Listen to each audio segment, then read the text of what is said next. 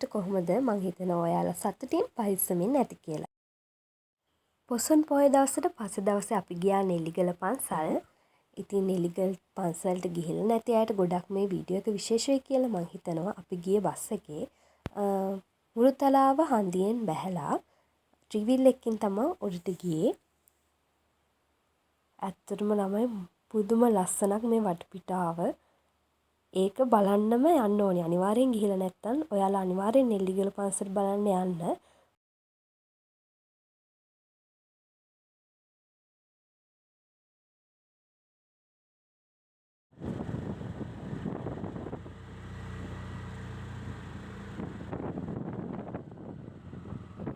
පොය දවසට පස්සේ දවසේ ආවේ හින්දා ගොඩාක් නිදහස් ඇත්තටම.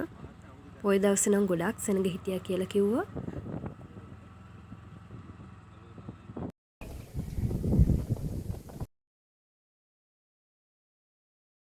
ටිකක් සැර හුළඟක් තියෙනවා. හැබැයි වටපිටාව හරිම ලස්සනයි. අපි ඉතින් මල් අරගෙන වන්දනා කරන්න ආව උඩට.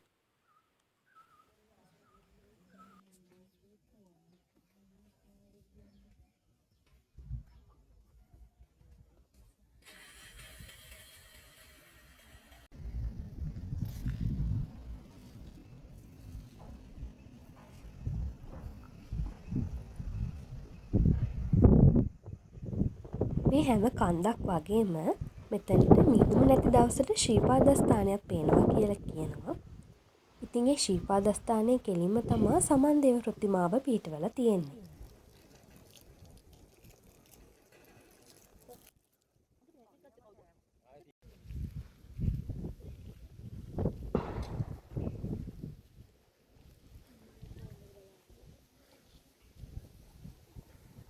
ඔයා නෙල්ලිගල පන්සලට ඇවිල්ලා නැති කෙනෙක් නම් ඔයාටත් පුළුවන් පරිස්සමින් ඇවිත් පරිසරයත් ආරක්ෂා කරගෙන වන්දනා කරලා යන්න.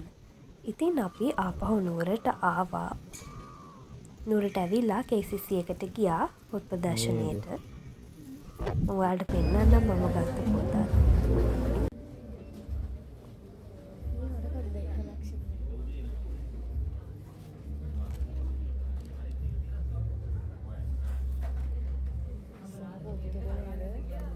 මම කියවන්න ආසාවෙන් හිටිය පොතක් තමා ගත්තේ. මෙන්න මේ පොත් තමා මම ගත්තේ. ඊට පස්සේ අපි ආපහු නුවරින් නංගිතරෙන් පිටත් වුණා. ඉතින් මගේ බ්ලොග් එක බලපු ඔයාලට ගොඩාක් ස්තුතියි. ඒ වගේම අනිවාර්යෙන් මගේ channel එක subscribe කරගෙන යන්න කියලා ආදරෙන් ඉල්ලනවා.